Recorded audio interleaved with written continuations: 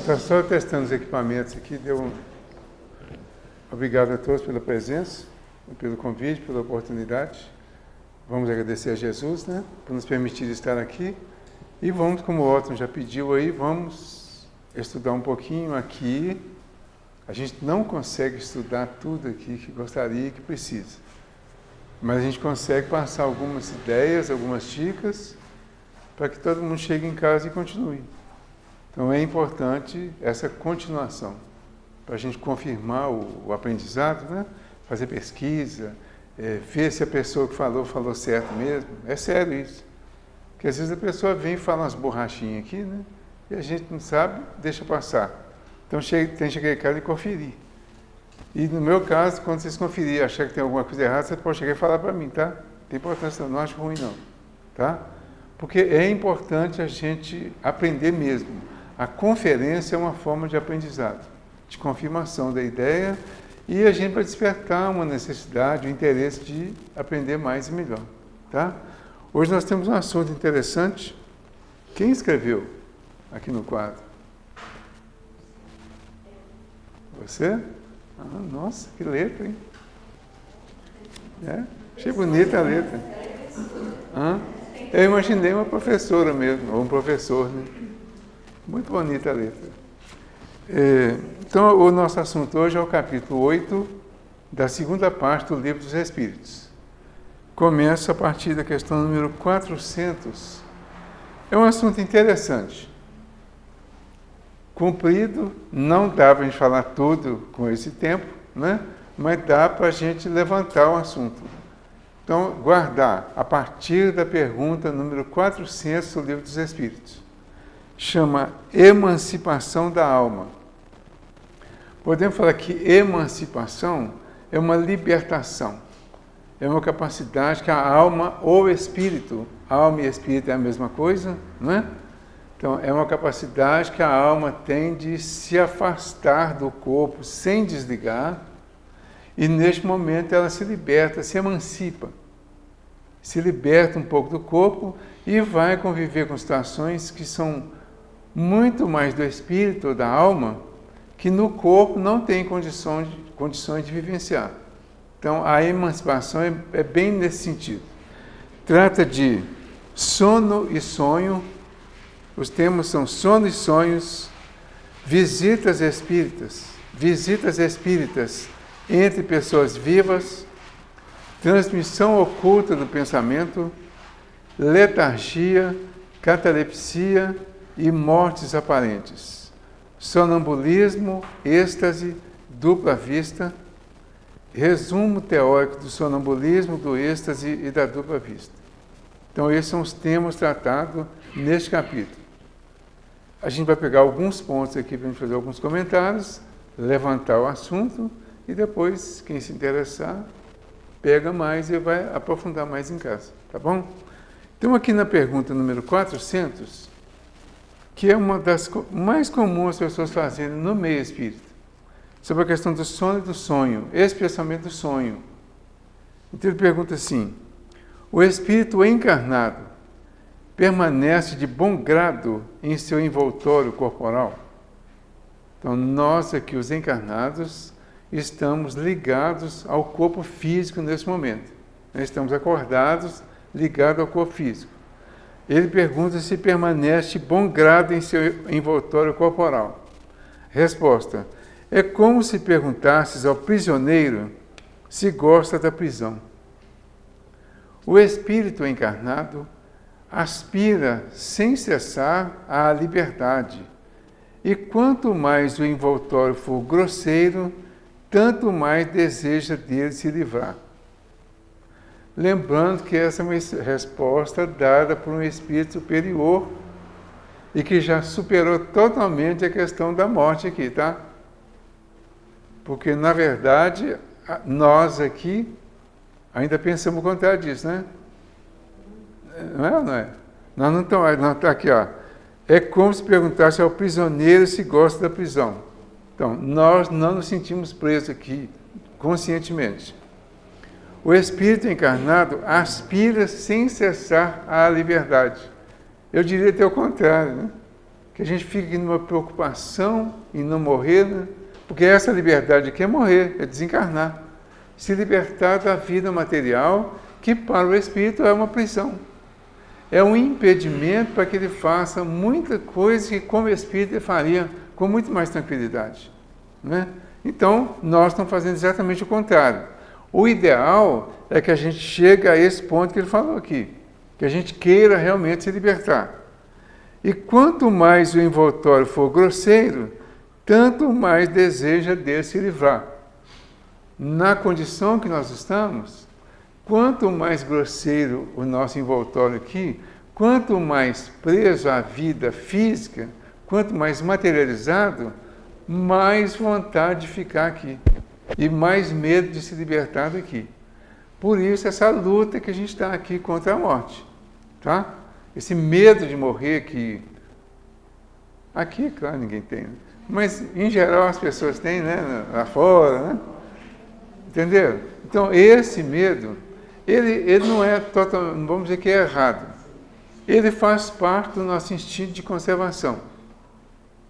Na lei natural, nós temos lá a lei de conservação e tem a lei de destruição.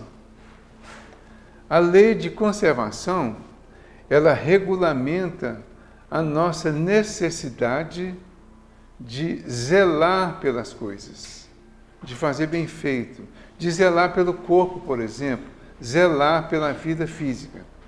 Conservar, na verdade, a vida física, o corpo e tudo aquilo que, mesmo materialmente, seja oferecido para que nós possamos crescer com essas possibilidades materiais. Então, isso não significa apego, significa só cuidado. Do outro lado, fazendo um equilíbrio, tem a lei de destruição. Então, a destruição é necessária. E tem um dos temas da destruição é destruição necessária e abusiva. Então, ele faz uma diferença entre uma coisa e outra, necessária e abusiva. A necessária, por exemplo, quando você vai podar o seu jardim, podar uma árvore, por exemplo, você vai fazer uma destruição necessária dentro dos limites da necessidade da poda. Se você cortar a árvore, você fez uma destruição abusiva. E assim uma série de outras coisas que a gente precisa fazer. Você precisa, por exemplo, fazer uma cirurgia, retirar um órgão, uma parte doente do seu corpo.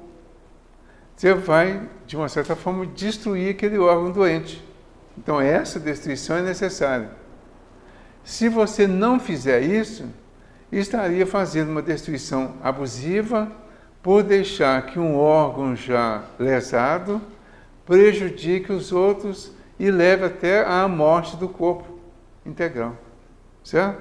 Então, é dentro disso aí, é esse equilíbrio. Então, é importante que haja esse equilíbrio nesse sentido. Então, ele fala, quanto mais o envoltório for grosseiro, tanto mais deseja dele se livrar. Isso é o ideal. Mas nós ainda não pensamos assim, em geral, não. E tem explicação com a lei de destruição e de conservação, com o instinto. Né? A segunda pergunta, ele fala, durante o sono, a alma repousa como o corpo? Durante o sono, nós temos uma divisão clarinha, né? Nós somos espírito e temos um corpo físico, os encarnados. Os desencarnados não têm mais o corpo físico. Na verdade, são três, né? É espírito, perispírito e corpo físico. Os encarnados somos espíritos, temos o perispírito e temos o corpo físico. O perispírito é um corpo mais delicado, vamos dizer assim, que faz a intermediação entre o corpo físico e o corpo e o espírito. Tá? Então, quando o desencarna, você deixa a carne, desliga da carne, do corpo físico, que é de carne. Tá? Mas na condição que nós estamos aqui hoje, os encarnados, nós estamos usando o nosso corpo físico. Aí a pergunta é, Durante o sono, a alma ou o espírito repousa como o corpo? Resposta: não. Né? O espírito não fica jamais inativo. Durante o sono, os laços que o unem ao corpo são relaxados. Então, nesse sentido, ele se afasta.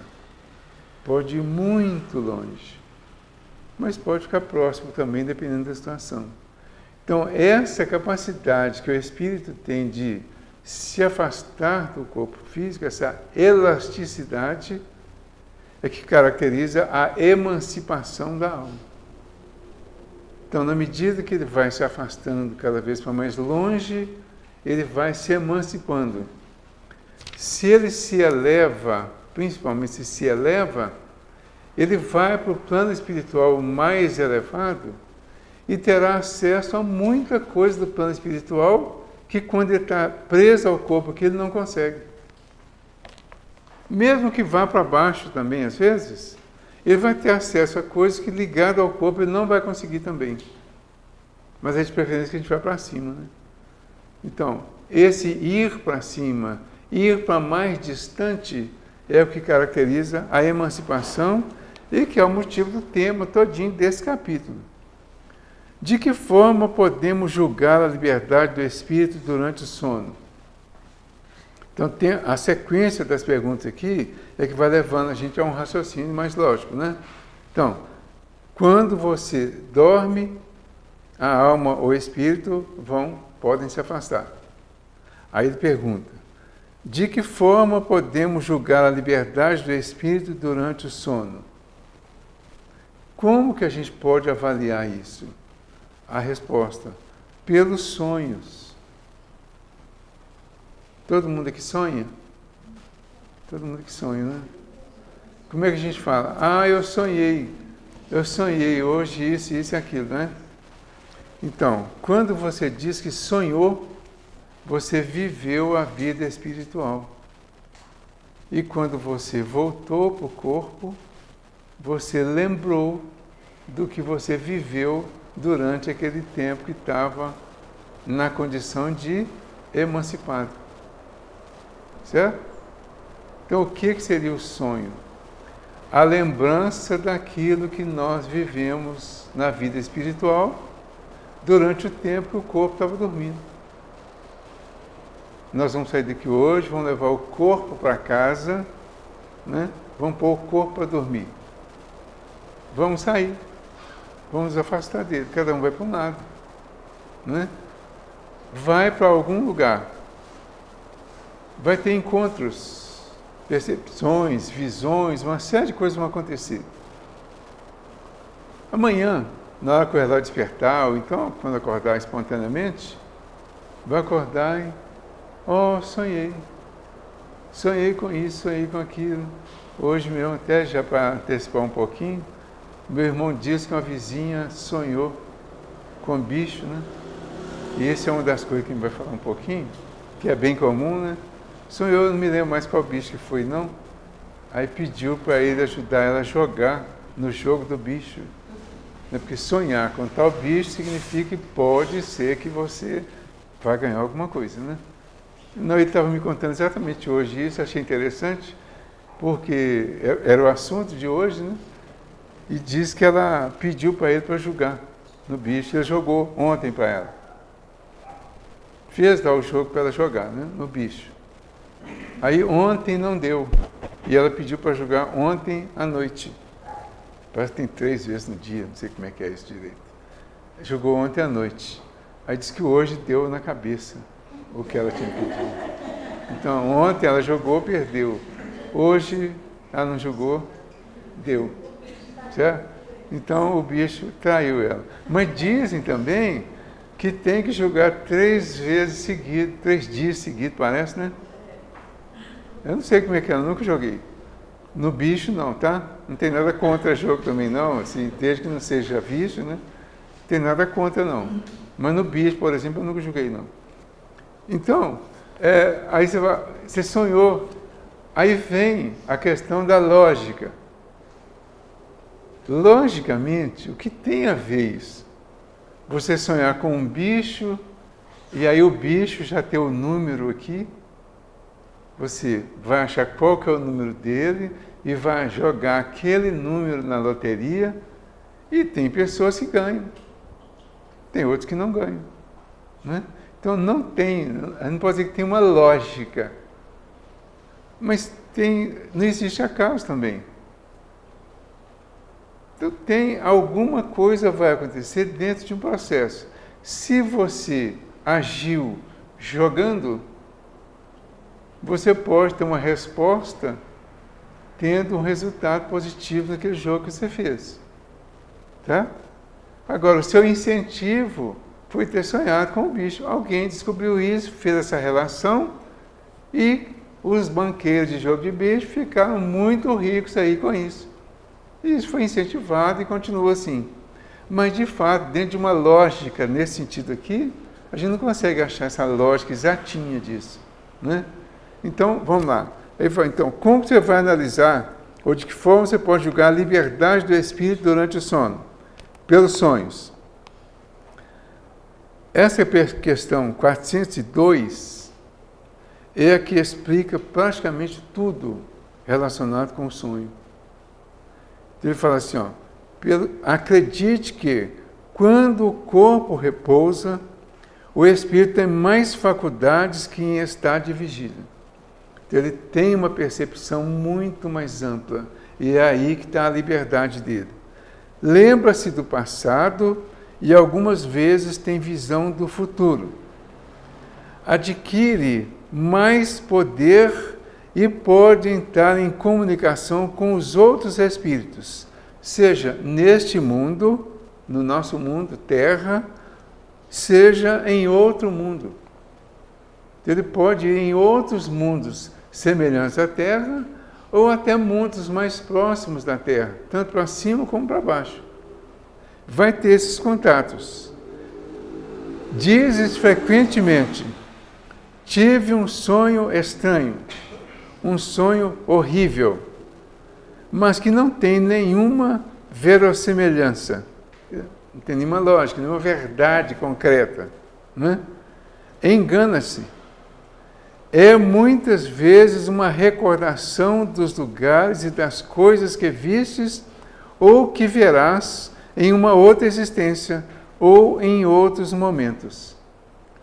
O corpo estando entorpecido, o espírito cuida de quebrar sua corrente, procurando no passado ou no futuro. Então, a complexidade do sonho, para a gente entender realmente e interpretar, é delicado porque você vai fazer uma viagem pelo mundo espiritual. Você pode voltar ao seu passado, mas pode ir também ao seu futuro. E pode buscar ou resgatar algumas coisas do seu presente. Então você vai mexer com o seu passado, com o seu presente e com o seu futuro. Pode ir num passado muito distante, porque nós temos uma memória do passado que está registrada em forma de imagens que estão codificadas no nosso campo mental. Essas imagens estão guardadas, estão registradas. Em determinados momentos, algumas delas podem vir à tona, nós temos acesso a elas, porque podem ser imagens que estão precisando de algum reforço, de algum conserto até, que estava guardada lá no nosso passado, e nós agora vamos precisar conviver com elas para consertar alguma coisa, por exemplo. Mas você não sabe que imagens são essas. Aí vem aqueles sonhos, você não entende nada, né? Então eu sonhei umas coisas esquisitas essa noite, não entendi nada. Muitas vezes é uma preparação para alguma coisa que vai acontecer, e às vezes você vai até conseguir fazer uma ligação do acontecimento, você não estava esperando também, com a imagem que teve do passado. Mas pode também ter uma visão de futuro. Mas como assim futuro? O nosso futuro, assim, não muito distante, tem uma programação. Então, nós fomos programados para viver um tempo aqui na Terra. Todo mundo foi programado para viver um tempo. Na programação, foi bom, você vai lá e vai ficar lá 80 anos. 80. Aí, aos 30, por exemplo, você sonha com alguma coisa que está na sua programação quando você chegar nos 70. As imagens, os registros dos fatos que acontecerão, que virão à tona quando você atingir os 70 anos, elas já estão registradas para vir à tona naquele momento programado. No sonho você pode ter acesso a essa imagem, porque elas estão no campo espiritual. Como você no sonho vai viver a vida espiritual, você pode retornar ao momento em que foi feita a programação, lá no plano espiritual também, e rever a sua programação, inclusive algumas coisas lá do futuro. Então você pode ver o passado, pode ver o futuro, mas pode também resgatar as suas preocupações do presente, os seus assuntos do presente, os mais comuns, especialmente as preocupações do presente. Aí, como você vai ver isso? Toda vez que nós pensamos, nós materializamos o pensamento. Isso é automático. Estamos envolvidos no fluido cósmico universal. O fluido cósmico é a energia material primitiva. Ela é invisível para nós. O pensamento é que faz a modificação desse fluido, fazendo com que ele se acumule ou disperse. Quando nós temos um pensamento e começamos a construir uma imagem no campo mental ainda, pensando, nós começamos a acumular o fluido que vai formando aquela imagem daquele pensamento mais constante. Então, esse pensamento vai gerando essa imagem e ela vai cada vez mais se materializando de acordo com o reforço e com a persistência no pensamento. Se é um pensamento ruim, no mal, à noite você pode encontrar com aquela imagem que está sendo formada e ficar horrorizado com ela. Então, se você tem um pensamento de vingança contra alguém te fez algo muito ruim, muito mal, você tem vontade de forcar aquela pessoa, né? Matar aquela pessoa. Mas é uma vontade passageira às vezes, a maioria das vezes é. Mas suponhamos que você consiga ficar pensando nisso o tempo todo. Insiste nisso, fica com raiva, né?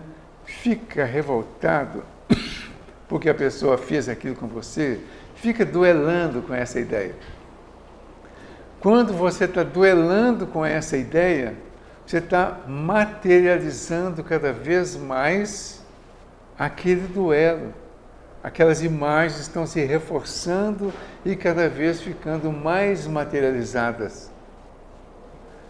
A ponto de elas vão chegar num determinado momento em que você vai executar.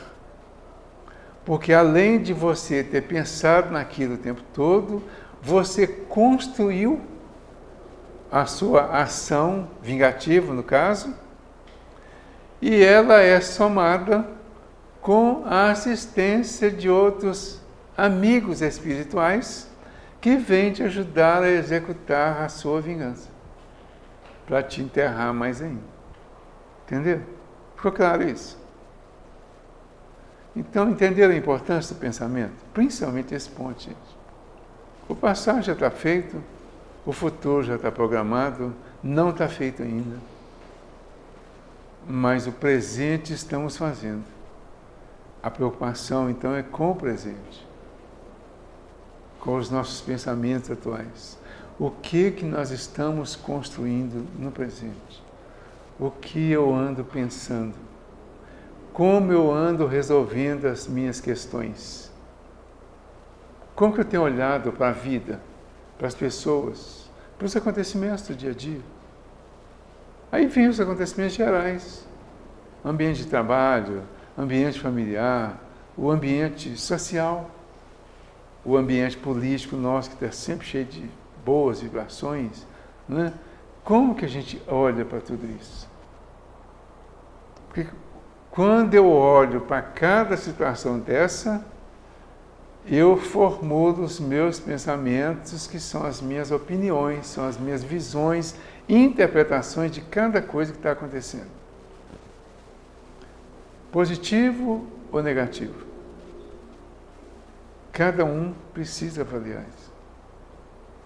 Se é positivo, se você tem esperança, por exemplo, no Brasil melhor, e entende que o Brasil melhor, ele será o resultado da soma dos pensamentos positivos de todos nós, das nossas esperanças, das nossas orações dos momentos difíceis e das nossas boas obras, para que as nossas boas obras façam com que ele melhore e influencie nos outros, para que mudem e melhorem também. Então nós teremos boas imagens, certo? Mas e se for o contrário? O encontro com essas imagens vai trazer o sonho bom ou o pesadelo. Sim? Valdir, você estava falando isso aí, eu tinha mais ou menos 15 anos de idade, eu falei com meu tio assim, meu tio é vivo, todos os dois tios, falei com meus tios, eles são vivos até hoje, né? Falei com eles assim, dormi, acordei, no outro dia falei, você fala com vocês uma coisa, vocês acreditam que daqui a um tempo vocês vão conseguir ver uma pessoa do lado da outra assim no telefone? Aí eles riam de mim, sabe? Caca, mas riam, falei, que isso? Porque na época você corria atrás de um orelhão, pra você não orelhão. falar, né?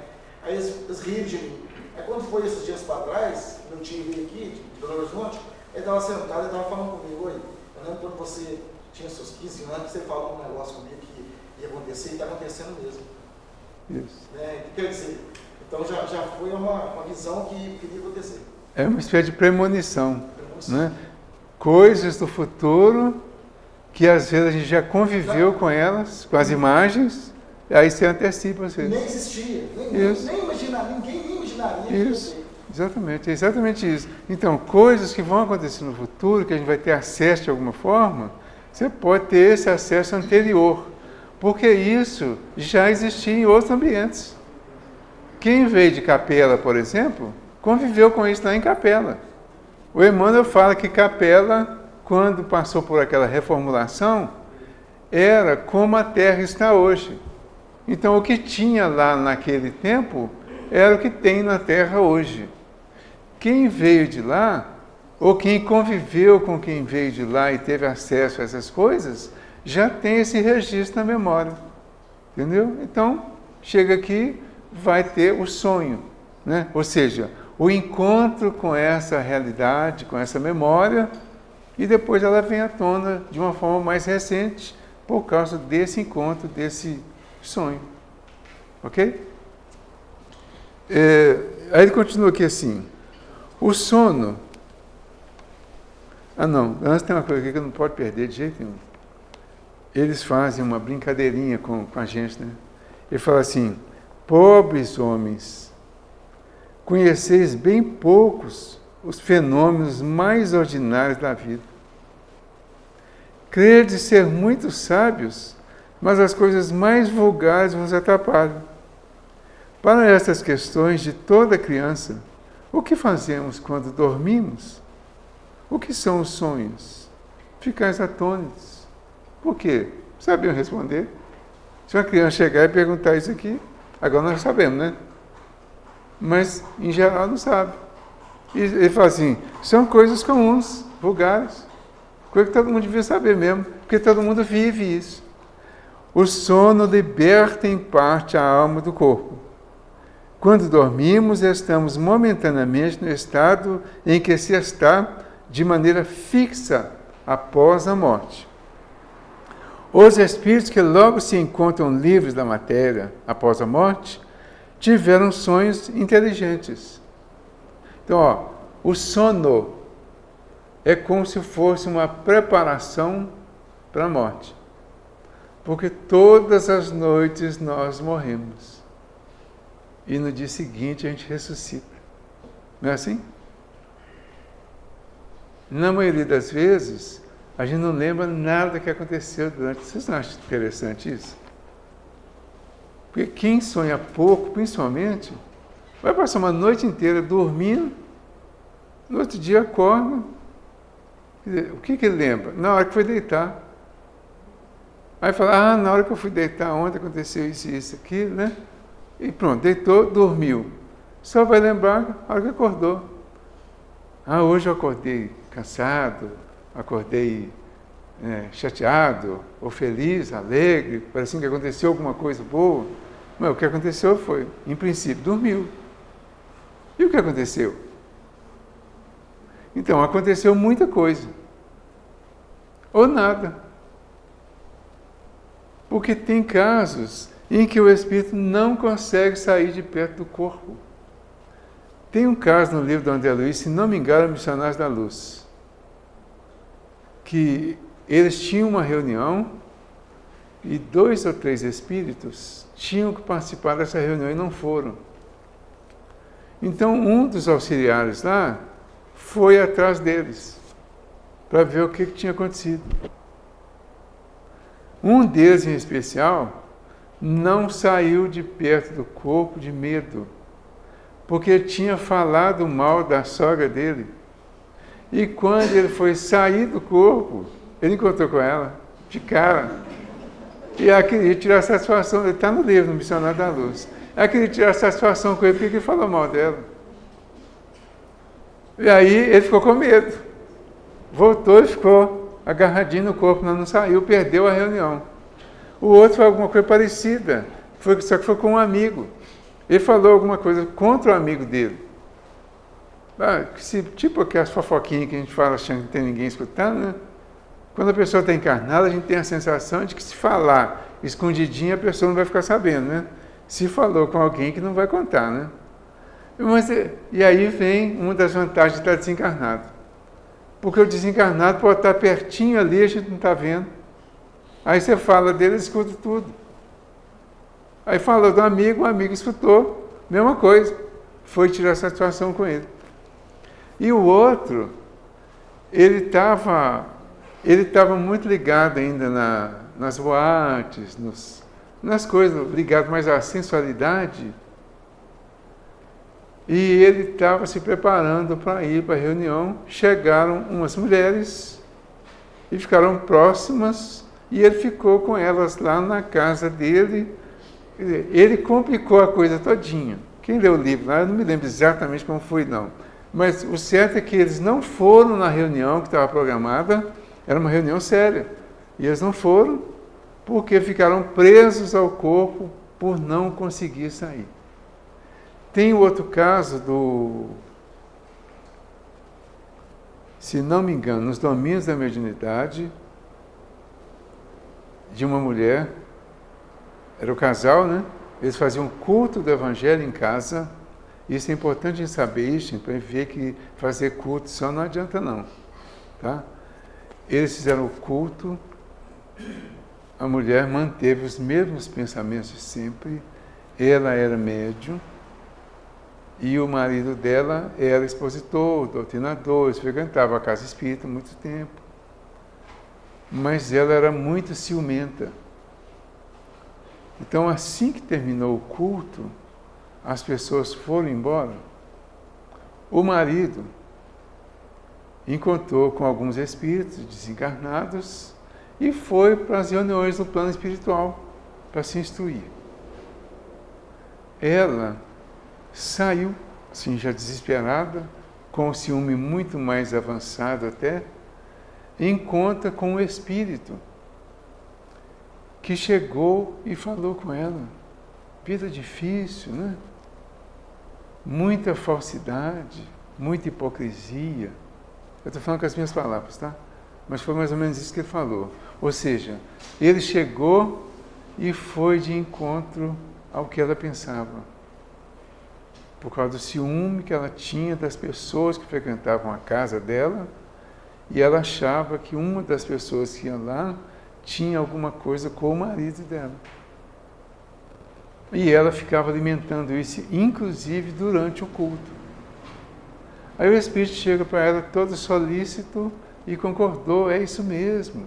São todos hipócritas mesmo, mentirosos, esses espíritas, né? Isso não vale nada. E, quer dizer, falou exatamente o que ela pensava, mas não falava.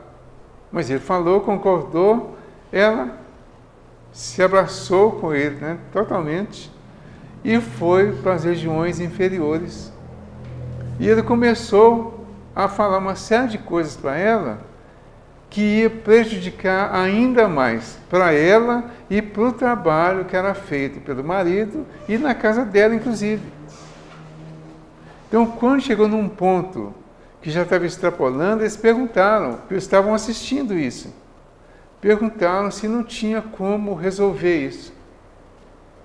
Aí os espíritos foram lá e acordaram ela, e buscaram ele da reunião que ele estava, para ele ir acordar junto com ela para acalmá-la, porque ela estaria acordando de um pesadelo, segundo ela.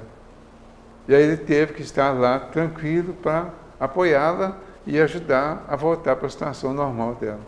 Certo? Então, esses pontos que a gente precisa trabalhar para melhorar os nossos sonhos, ou seja, os nossos encontros no plano espiritual e as nossas lembranças quando voltamos de lá.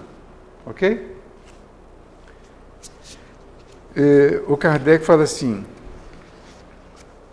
só reforçando aqui, fala assim, ó, o sonho é a recordação do que o espírito viu durante o sono.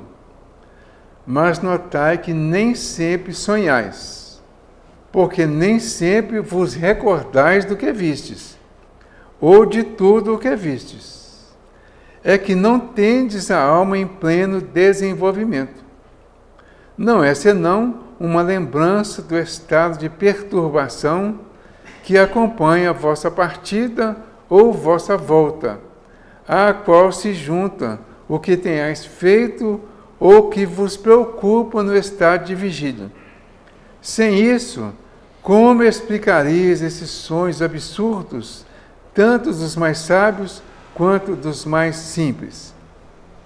Os maus espíritos se servem também dos sonhos para atormentar as almas enfraquecidas e pusilânimes. Já até dei ilustração disso, né? De resto, vereis, em pouco tempo se desenvolver um outro tipo de sonho. Aí vai falando dos sonhos espirituais, desses, por exemplo, tipo premonição, né, que muitos santos tiveram. Né? Alguns espíritos tiveram sonhos premonitórios. E aí nós teremos acesso a isso. Existem pessoas hoje que já têm acesso a isso. Tem muita gente que sonha que vai acontecer uma coisa. E às vezes acontece no dia seguinte. As pessoas ficam se sentindo culpadas. É bem comum também. A pessoa sonhou com uma coisa, a coisa aconteceu no dia ou uns dias para frente, a pessoa fica culpada achando que foi ela que fez aquilo, ou que ela influenciou naquilo. Não tem nada a ver. Quando a pessoa vê isso, isso é uma antecipação, né? É tipo uma premonição. Você vai ao plano espiritual, vê alguma coisa que está prestes a acontecer. Então, um avião vai cair daqui a 2 semanas. Não é uma previsão, tá? É só um exemplo. Um avião vai cair daqui a 2 semanas. Isso já está programado. Avião não cai por acaso. Certo? Não é acidente. Para o plano espiritual não existe acidente. As coisas que acontecem aqui já estão programadas lá. Nos mínimos detalhes, já estão previstas, programadas. Então cai um avião, já tem a programação. Se está próximo, as imagens da queda do avião estão circulando. Algumas pessoas têm acesso a essas imagens, vai ver os detalhes até de como que vai acontecer, A hora que ela acordar, fala, sonhei que um avião caiu. E que morreram muitas pessoas, às vezes dá até número. Né?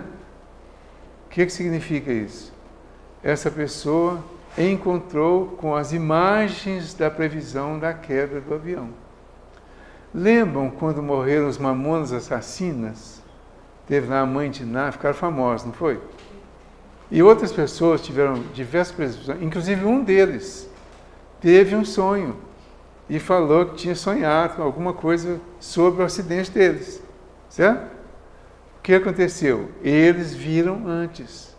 Aquela mãe de Ná, ela tinha uma mediunidade, tinha uma sensibilidade mais ampla, então ela conseguiu perceber muito mais coisa. Talvez ela tenha falado muito mais do que de fato aconteceu, porque aí entrou aquela questão da vaidade, a pessoa querer se mostrar mais. Mas o que ela falou faz sentido, fez sentido. Porque ela realmente viu, pelo menos a essência do que aconteceu, ela viu. E tem várias histórias assim. Então, não são propriamente o que nós chamamos de sonhos. São os encontros espirituais que algumas pessoas têm, ou que todos temos de alguma forma, mas alguns lembram. Essas que lembram são pessoas que foram preparadas para trazer notícias, para trazer, vamos dizer assim, respostas às notícias da vida no mundo espiritual. Então não são todos, não são muitos, mas algumas pessoas têm essa capacidade e fazem isso. Muitos ficam mal porque não entendem o que está acontecendo. Aí vem o medo, vem a culpa, mas a pessoa não tem culpa. Se tem alguém aqui que tem premonição, fica tranquilo. Nós não temos capacidade para promover a queda de um avião. Nenhum de nós tem capacidade para isso, tá? Essa queda já está programada e ela vai acontecer no tempo certo, de acordo com as necessidades de todos que estejam lá. Ninguém está lá por acaso, ninguém está lá por castigo. É uma previsão muito bem feita. Vocês podem avaliar que tem avião que cai. Tem pessoa que estava dentro do avião e saiu, e tem pessoa que não ia viajar e foi. Certo? Pode analisar, sempre tem isso. Pessoas estavam dentro do avião. O último aí que teve, o pessoal ficou até reclamando lá, né, do pessoal do aeroporto, lá que não avisou para eles, lá estava no lugar errado, né? O cara depois falou, nossa, eu briguei com a moça lá do balcão do aeroporto, agora ela salvou minha vida. Não, ela não salvou a vida dele. Ela impediu que ele morresse nesta hora. Quer dizer, não era a hora dele. Entendeu? Então, ela não salvou, nem prejudicou nada. Ela só impediu, inconscientemente, que ele fosse antes da hora, porque não era a hora. Ele não tinha que estar lá. Mas tem outros que chegam e conseguem viajar assim, não queria, na última hora resolve e vai. O avião cai, morre. Né? Então, tem umas coisas assim que a gente chama de acidente. Acidente é acaso. Não existe acaso nas leis da natureza, nas leis espirituais. Existem fatos programados, que muitos vão acontecer exatamente da forma que foi programado, outros podem ser alterados e está programado isso também. Aí o fato acontecer vai depender do comportamento das pessoas envolvidas. Tudo está programado. Sim. A dissipação da alma acontece somente durante o sono? O que é tipo sono. Durante um transe, por exemplo, que não é necessariamente um sono. Quando ele fala aqui de sonambulismo, ou de dupla vista, o sonambulismo está relacionado com o sono também. Né? Mas quando você entra em algum tipo de transe, neste momento, um cochilo, mas na grande maioria das vezes tem uma relação com um tipo de sono, porque é o momento em que o corpo relaxa e o espírito se afasta. Certo? Durante o tempo que o corpo está acordado, o espírito tem que estar vigilante, né? Tem que estar em vigília lá. No momento você dá uma relaxadinha, aí você faz uma viagem. Quase sempre é assim. Momentos mínimos às vezes. que acontece isso, mas precisa de alguma coisa tipo isso. Aqui para frente, ele vai falando, por exemplo, aqui das visitas espíritas entre pessoas vivas. Como que acontece a visita espírita entre pessoas vivas? Que eles falam da bicorporeidade, inclusive. Durante o sono do corpo, o espírito livre, ele pode ir a outros lugares e pode ser visto nesses outros lugares. Então eu posso, durante o meu sono, hoje, por exemplo, na hora que eu dormir, eu posso ir lá visitar o Otton. Quer dizer, o meu corpo está dormindo em casa, mas eu fui lá na casa do Otton. Tive contato com ele aqui hoje e tal, né? Vou lá, durmo, vou lá fazer uma visitinha para o Otton. Aí visito ele lá. Se ele tiver acordado e for vidente, ele pode até me ver lá, se for vidente ou clarividente, tá? Mas ele pode sonhar também, ele está dormindo, ele vai encontrar comigo no plano espiritual. Pode, inclusive, ele falar que sonhou comigo e eu falar que sonhei com ele. Já tem casos assim. Não é muito comum não, mas tem. Casos de pessoas que uma sonhou com a outra e a outra sonhou com a uma. Porque as duas se encontraram. Se encontraram e lembraram. Por isso as duas lembraram e comentaram o fato. Tá? Então, isso aí seria a visita espírita entre pessoas vivas. Por quê? Nós estamos sempre vivos como espírito. E estamos vivos no corpo físico. Quando o corpo está dormindo, ele está na condição de morto, né? Então o espírito está vivendo a vida espiritual, dos dois lados. Então podemos nos visitar neste momento aí, de forma espiritual. Certo? Você quer falar? Quando uma pessoa está dormindo, sonha que o corpo saiu dela, a própria pessoa, ela está ali andando, pede socorro com alguém, aconteceu isso com pessoas muito próximas, aí ela está assim, mãe, eu estou me vendo deitada ali, mãe, eu não estou conseguindo mexer com minha perna, olha o que eu falei, né? Então, e aí? Então, o corpo... A pessoa vendo ela ali, sim. Ela movimento e deitada ao mesmo tempo. Sim. Existe um trabalho que é feito pelo Valdo Vieira, que psicografou junto com o Chico durante muito tempo. O Valdo Vieira se afastou do Chico e desenvolveu uma ciência mais específica lá, que trabalhava exatamente essa questão aí da desdobramento consciente. Tá? Então, é a pessoa sair do corpo consciente, em um estado de consciência, tá? Não é totalmente consciente, mas a pessoa sai percebendo que está saindo. Então, quando o espírito sai, o corpo não sai, o corpo fica, nesse momento aí. Ele sai, o corpo fica dormindo, ele vê o corpo dormindo, ele vê o ambiente espiritual em torno, vê os espíritos que estão ali, naquele momento, na casa dele, certo? Convive, conversa. Então, isso acontece muito comumente. Só que nem sempre as pessoas fazem isso consciente. Depois volta tudo em forma de sonho. Mas é possível fazer dessa forma. Esse é um dos pontos. O outro é o que eles chamam de sonambulismo. No sonambulismo, o corpo está dormindo, tá? O espírito se afasta do corpo, mas ele vai lá e determina que o corpo venha com ele. Quer dizer, ele comanda, ele dirige o corpo para que o corpo, dormindo, venha fazer com ele aquilo que ele precisa fazer através do corpo. Normalmente não sai, não é muito comum sair de dentro de casa, né? A pessoa não tem muito acesso aos meios de sair de casa. E tem um monte de lenda sobre isso também, né? Mas no sonambulismo, o corpo sai, a pessoa está em estado de sono, quer dizer, está dormindo.